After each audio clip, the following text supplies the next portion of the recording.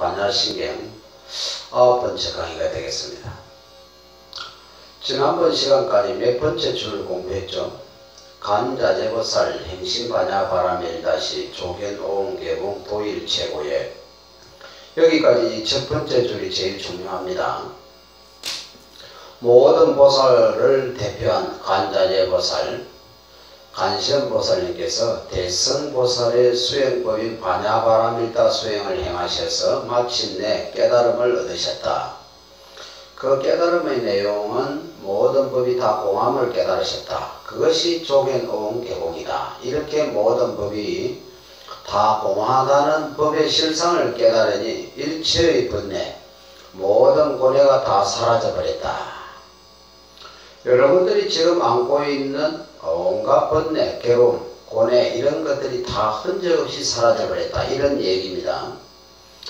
여기서 이제 다음 장으로 넘어가면서 더 공부를 해야 할 것은 이 깨달음에 대한 내용에 관한 얘기입니다. 일체법이 다 공하다. 그것을 여기서는 오혼이 모두 다 공하다. 이렇게 표현했죠. 오혼이 모두 다 공하다. 그러면 오혼이 모두 다 공하다 하는 것을 알기만 하면 모든 괴로움이 사라지는데 우리는 오혼이 모두 다 공하다 하는 것을 알지도 못하고 경험되어지지도 않고 있습니다. 그래서 다음 문장은 오혼이 모두 공하다 하는 그 문장에 대한 더 깊은 더 자세한 해설이다 이 말입니다.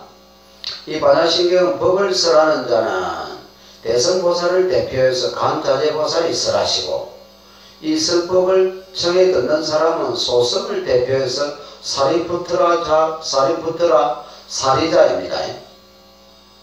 그렇기 때문에 다음 문장 사리자라고 나옵니다.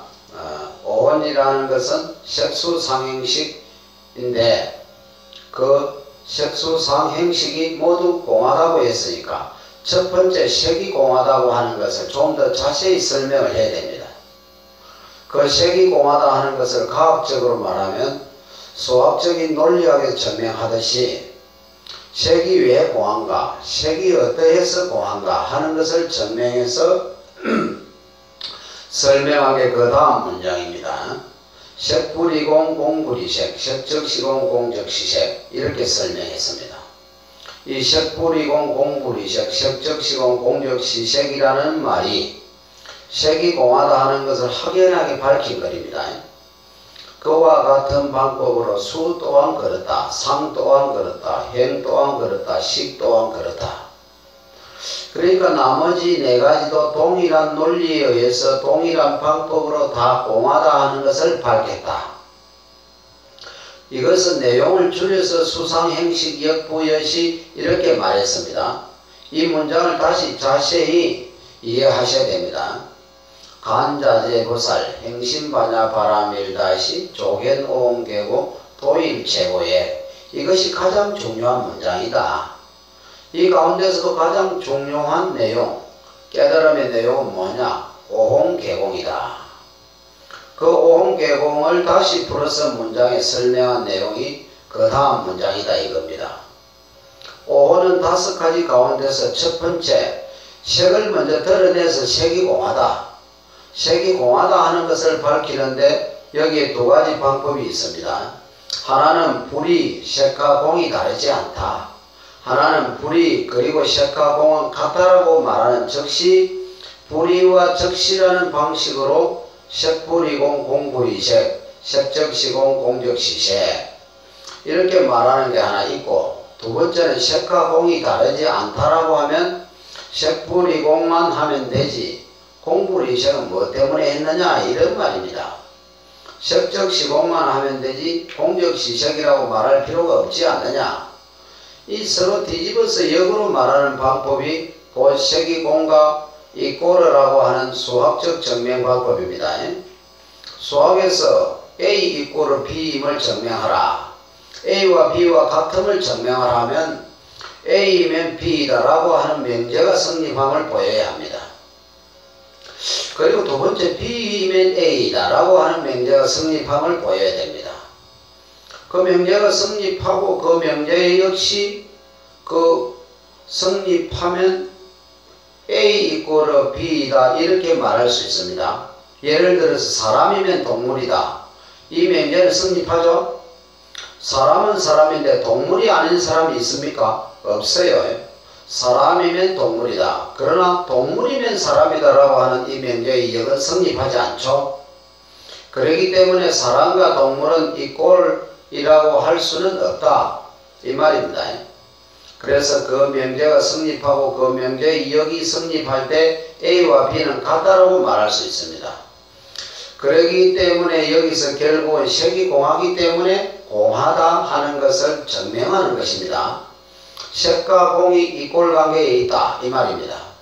그러니까 그것을 보여주기 위해서는 색이면 공이고 공이면 색이다라는 두 가지 명제가 성립해야 색이 곧 공이다 라고 말할 수 있다. 그러니까 역으로 반복해 놓은 것은 단순한 반복이 아니라 이것이 같음을 증명하는 방법에 속한다. 다시 돌아와서 불이라는 방법을 썼죠. 다르지 않다 하는 것 하고 즉시 곧 그것이다 라고 하는 것은 왜 이렇게 달리 표현을 했느냐. 이것은 하나는 시간적 접근이고 하나는 공간적 접근입니다. 부처님께서 보리수 나무 아래에서 깨달음을 얻었다 할 때 부처님께서 어떤 법을 깨달았느냐 이렇게 말할 때 한마디로 단도직입적으로 말한다면 연기법을 깨달으셨다 이렇게 말합니다. 뭘 깨달았었다고요? 연기법을 깨달으셨다. 그러면 이 연자는 무연연자. 이 연자는 무슨 연자냐? 말미암을 연자입니다. 기자는 일어날 기자입니다. 이 세상의 모든 것은 말미암아 일어납니다. 다시 말하면 A로 말미암아 B가 일어난다 이런 얘기입니다. A로 말미암아 B가 일어난다 이 말은 A와 B가 무한한 존재가 아니다. 개별적 존재가 아니다. A와 B는 뭔가가 서로 연관된 존재다 이런 말입니다. 그러니까 A로 말미암아 B가 일어난다. 이 세상의 모든 존재는 이렇게 서로 연관되어 있다. 마치 거물처럼 모든 것이 서로 연관되어 있다. 이것을 4개의 문장으로 나누면 이렇습니다. 이것이 있으므로 저것이 있다. 이것과 저것이 별개로 존재하는 것이 아니라 서로 관계 맺어 있다. 이것이 있으므로 저것이 있다. 이것은 공간에서 서로 관계 맺어져 있다는 뜻입니다. 다시 이것이 일어남으로 저것이 일어난다. 이것이 일어남으로 저것이 일어난다는 것은 이것과 저것이 시간적으로 상호 인과관계에 있다. 이것으로 말미암아 저것이 일어난다. 그러니까 이것이 원인이라면 저것이 결과다. 이것과 저것과는 인연관계의 관계에 있다. 원인과 결과의 관계가 있다. 이 원인과 결과의 관계는 시간적 연기입니다. 다시 이것이 있으므로 저것이 있고 이것이 일어남으로 저것이 일어난다. 이것이 없으면 저것도 없다. 이 말입니다. 이것이 사라지면 저것도 사라진다. 이 4개의 문장으로 연기법은 표현이 됩니다. 다시 한번 이것이 있으므로 저것이 있고 이것이 일어남으로 저것이 일어난다. 이것이 없으면 저것도 없고 이것이 사라지면 저것도 사라진다. 앞에 두 문장은 존재의 생성, 드러난 존재, 존재가 있다라고 하는 유의 세계, 존재가 일어난다고 하는 생의 문제를 표현하고 있고 뒤에 두 문제는 존재의 사라짐, 존재의 없음인 무를 표현하고 있고 존재의 사라짐인 매를 표현하고 있다.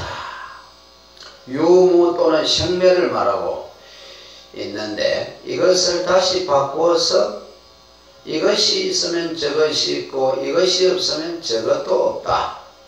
유무는 있고 없으면 별개가 아니다. 유무는 있고 없으면 별개가 아니다 이거야. 실제의 존재는 있다 없다라고 말할 수가 없습니다. 존재는 서로 연관되어 있다. 그 연관이 연관되어 있을 때 우리가 존재를 인식한다는 것은 연관되어 있다는 것이고 우리가 존재를 인식하지 않는다는 것은 연관이 애체되었다는 것입니다. 그래서 이 세상에 존재하는 그 모든 것들은 공간적인 측면에서 보면 서로 연관되어 있다. 개별적 단독자, 홀로 존재할 수는 없다. 이것을 다른 말로 정리하면 무아 이렇게 말합니다. 무아라고 말한다. 아라고 할 홀로의 단독자라는 것은 없습니다. 서로 연관되어 존재한다 이런 말입니다. 이것이 일어남으로 저것이 일어나고 이것이 사라짐으로 저것도 사라진다. 이것과 저것은 시간적으로 상호 연관되어 있다. 인과관계로 연관되어 있다. 이것을 무상이다 이렇게 말합니다. 항상함이 없다. 영원하다. 영원불멸하다 하는 것은 없다. 모든 존재는 끊임없이 이렇게 변해간다. 그러니까 연기법은 두 개의 다른 말, 즉 시간과 공간으로 나누어서 설명하면 무상과 무아, 무아와 무상이라고 말할 수가 있다.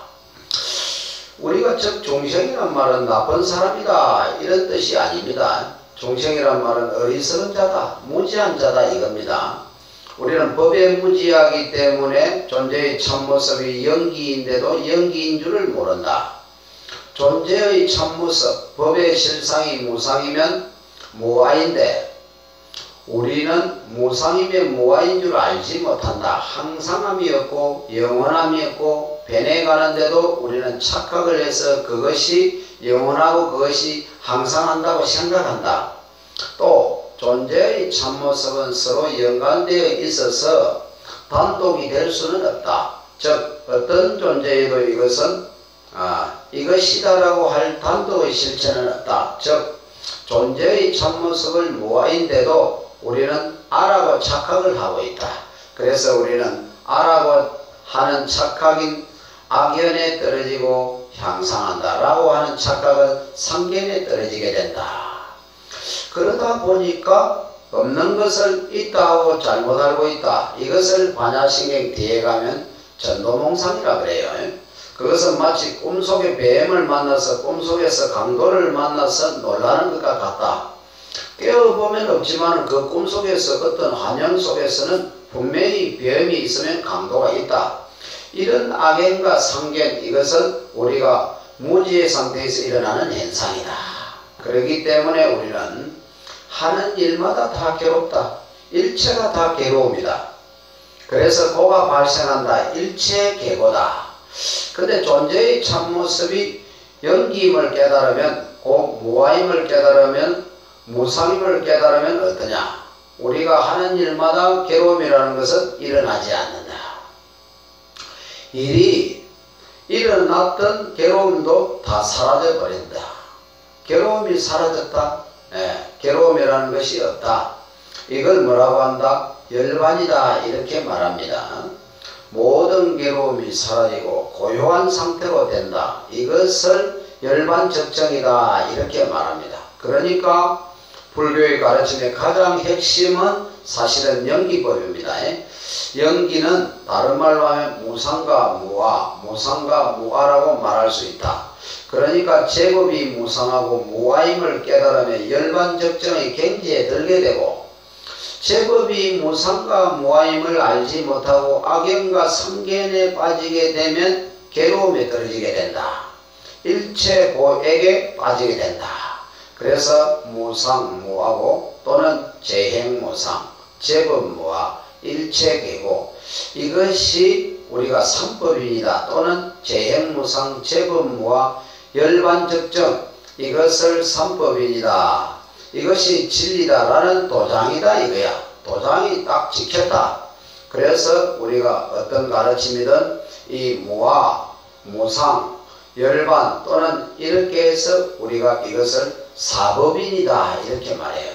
그러니까 이것이 분명하면 그것은 진리라고 말할 수 있다. 그것은 부처님 법이라고 말할 수 있다. 설령 부처님 법이 아닌 다른 사람이 말했다 하더라도 이런 이치를 말했으면 그것은 진리다. 불법이라고 말할 수 있고, 비록 그 책 제목에 부처님이 말씀하셨다라는 단서가 붙어 있다 하더라도 무상, 무하고 열반의 내용이 아닌 여기에 배치되는 내용이 들어있다면 그것은 진리가 아니다.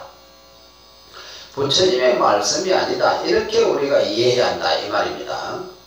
이것이 가장 중요하다. 그래서 삼법인이다 이렇게 말합니다. 이 무상과 무아를 대성불 위해서는 새로운 용어로 공이라고 했습니다. 공이라고 했다. 그렇기 때문에 우리가 이 제법이 공하다 하는 것을 증명하려면 제법이 무상하고 제법이 무아임을 증명하면 뭐다? 제법이 공하다라고 말할 수가 있다. 그래서 여기 색이 공임을 증명하는데 색이 무상하다 하는 것을 하나 밝히고 색이 무아이다 하는 것을 밝히면 색이 무하다라고 증명할 수가 있다. 그러니까 무상하다 하는 것은 변한다 이런 얘기입니다. 얼음이 녹아서 물이 된다. 얼음이 녹아서 물이 됐다. 즉 얼음이 녹아서 물이 됐다 하는 것은 얼음과 물은 별개입니다. 별개가 아닙니까? 별개가 아니다. 얼음과 물은 다른 것이 아니다. 다만 변화했을 뿐이다. 이럴 때 얼음과 물은 다른 것이 아니다라고 말할 수가 있다 이 말입니다. 그럴 때 그것이 불이가 된다. 얼음과 물은 다른 것이 아니다. 다른 존재가 아니다. 같다라고 하지만 그냥 이것은 같다라고 하는 말보다는 얼음과 물은 모양과 형태는 다르지만은 얼음이 변해서 물이 되기 때문에 얼음과 물은 다르다고 할 수가 없다. 다른 것이 아니다. 이것이 무상함을 말하는 것이다. 그러니까 같은 방법으로서도 이렇게 하면 수불이공 공불이수, 수적시공 공적시수 이렇게 된단 말입니다.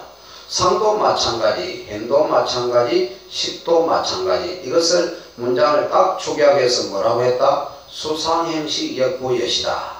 그러니까 이 문장은 그 앞에 문장에서의 무엇을 증명한 것이다?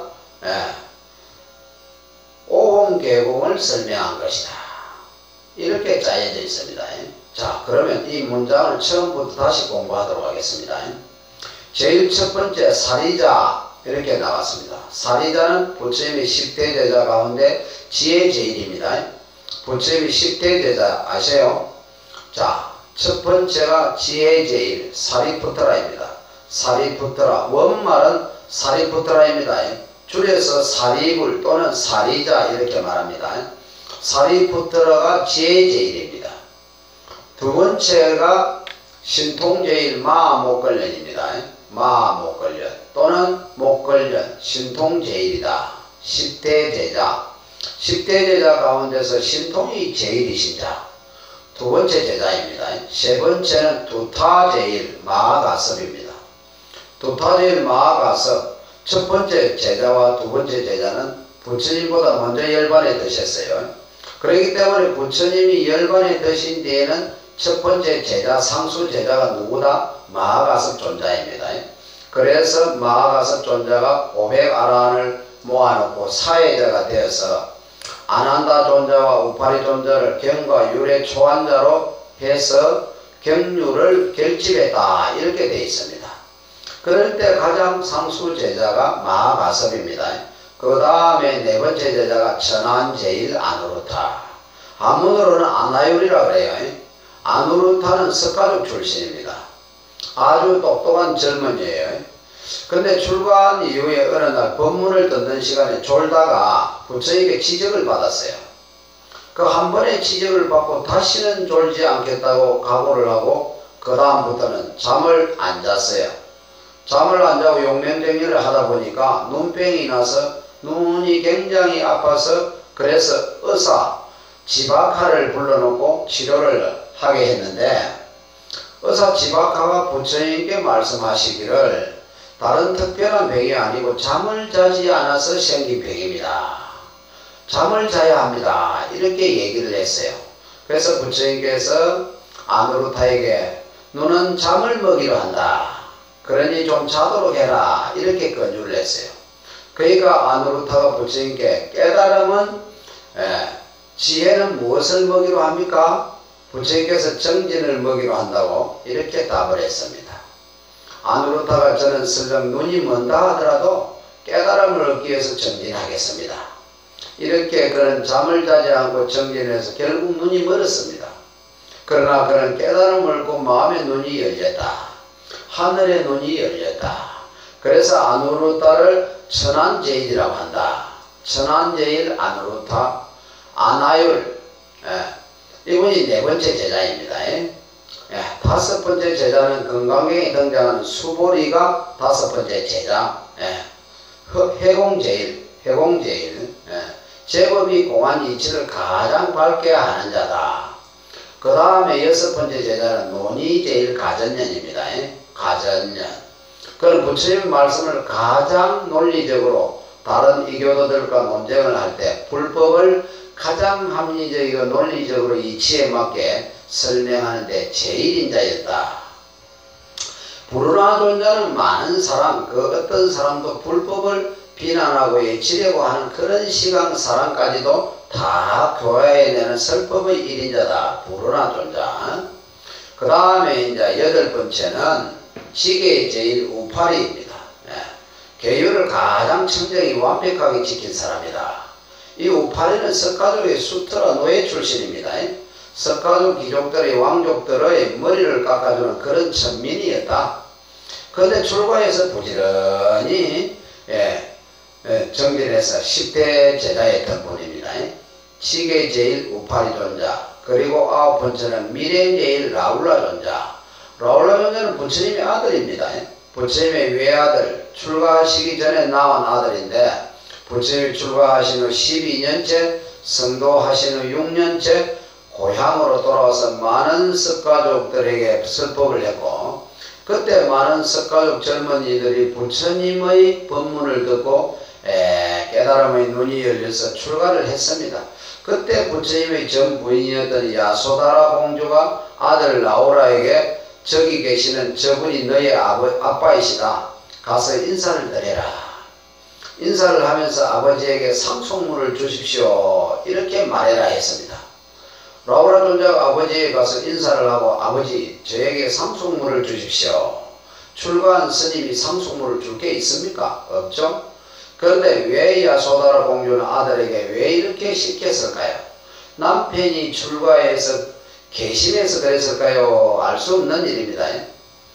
그 말을 듣자 부처님께서 라우라 존자를 물끄러미 보고 있다가 사리푸트라여, 이 아이를 출가시켜 주세요.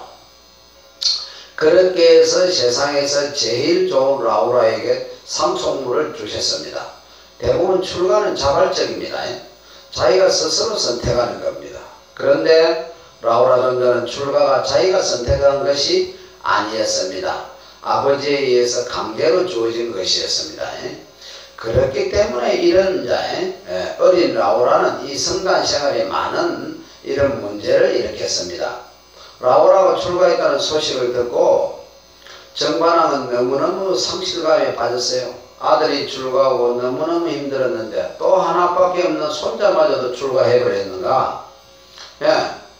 때문에 그래서 정반왕이 부처님께, 부처님이시여, 이 미성년자 20살 이하의 미성년자가 출가할 적에는 반드시 부모의 성령을 받고 출가하는 것이 좋겠습니다 하고 건의를 했을 때 부처님께서 그것이 합당하다고 생각하셔서 승낙을 하셨습니다.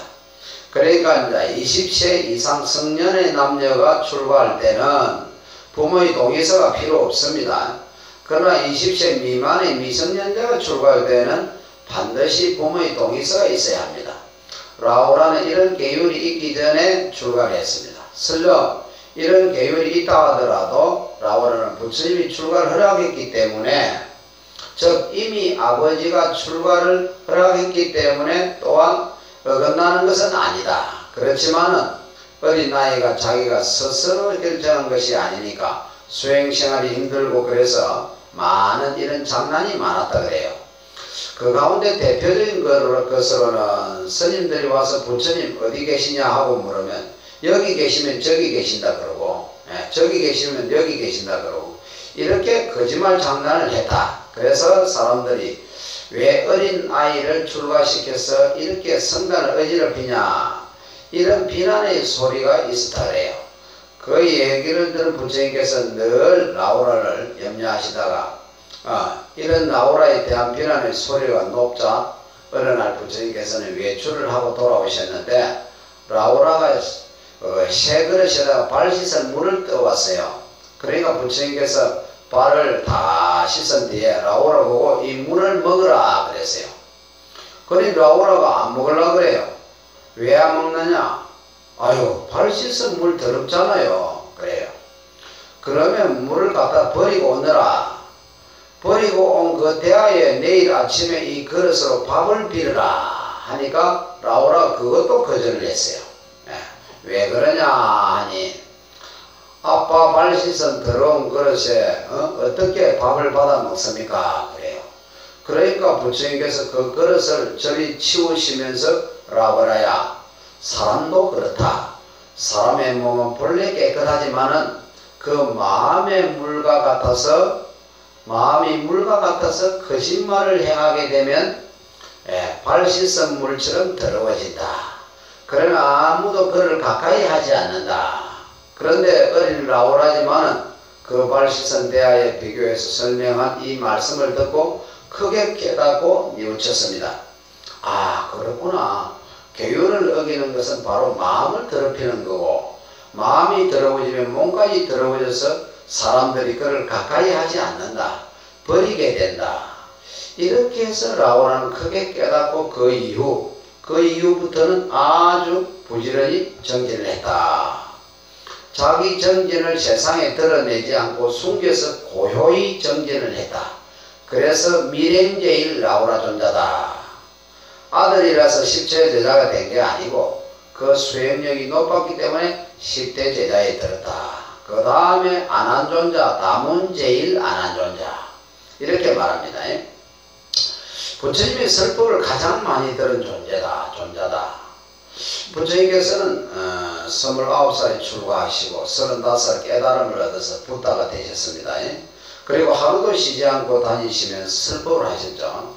그렇기 때문에 많은 제자들을 두셨습니다. 출가한 무수한 제자들이 있었고, 빈비사랑을 비롯하여 각국의 왕들까지 포함한 수많은 제가 신자들이 있었습니다. 그러니까 부처님이 하실 일이 점점 많아졌다 이런 말입니다. 그리고 또 이교도들이 부처님을 시기하는 사람들이 많고 부처님에 대한 모독을 하는 사람들도 얼마나 많았겠습니까? 그렇기 때문에 제자들은, 출가 수행자들은 다 스스로 홀로 생활을 하죠. 그러나 부처님께서는 혼자 계셔서는 안 되니까 요즘 말로 하면 시공이 필요합니다. 이렇게 부처님께 건의를 했는데 부처님께서 거절을 하셨습니다. 또 얼마의 시간이 지나다가 또 건의를 했는데 부처님께 또 거절을 하셨어요. 부처님이 이제 성도 후 20년, 그러니까 우리 세속 나이로 치면 25세 되던 해, 성도 후 20년 되던 해 세 번째 다시 시자가 있어야 한다 하고 청을 했을 때 부처님께서 침묵으로 성락을 하셨습니다. 그래서 대중들이 이렇게 대중공사를 해서 누가 가장 좋겠느냐 했을 때 사리푸트라도 제가 하겠습니다. 목걸린 존자도 제가 하겠습니다. 마하가섭 존자도 제가 하겠습니다. 많은 제자들이 다 부처님을 시공하겠다고 자원을 했습니다. 그러나 사리푸트라 목걸린 존자가 부처님보다 연세가 많았어요. 이런저런 것을 다 가만히 했을 때 부처님보다도 나이도 훨씬 어리고 또 부처님과 같은 종족 출신, 석가족 출신이고 성격도 아주 온순하고 머리도 아주 총명하고 이런 아난다 존자가 제일 적격이다. 이래서 아난다 존자가 시공을 하게 된 것입니다. 이 가운데서 그 외에 수많은 스님들이 있죠. 이 가운데서 뭐 제일 훌륭하신 스님들은 10대 제자라고, 10대 제자 가운데 또 10대 제자 가운데 제일 제자가 누구다? 사리자입니다. 그러니까 여기서 사리자가 정당하는 것은 자연히 사리자도 되겠지만은 이 사리자는 이 사리자라는 것은 소성을 대표하는 사람입니다. 소성불교의 가장 뛰어난 제자가 사리자를 배우는 사람으로 세워놓고 대성불교에서는 대성은 보살성입니다. 아시겠죠? 상기가 보살로 구성을 되어 있어요.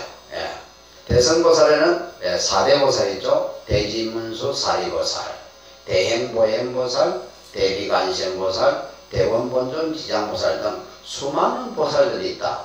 이 보살들 가운데서 여기 법을 쓰라는 등장하는 분이 누구다? 간시현보살, 간자재보살입니다. 그런데 여기서는 간시현보살과 사리자는 대성을 대표하고 소성을 대표해서 자리를 배치했다. 이렇게도 우리가 볼 수 있습니다. 자, 이 사리자에게 간시현보살이 지금 말하고 있는 겁니다. 사리자야, 온이 모두 공하느니라. 색은 이러이러해서 공하다. 수상행식도 이러이러해서 공하다. 이렇게 아주 자세하게 설명을 한 문장이 다음 문장입니다. 자, 오늘 여기까지 하고 다음 시간에 그럼 자세한 내용들을 자세하게 살펴보도록 하겠습니다. 대단히 감사합니다. 승부하세요.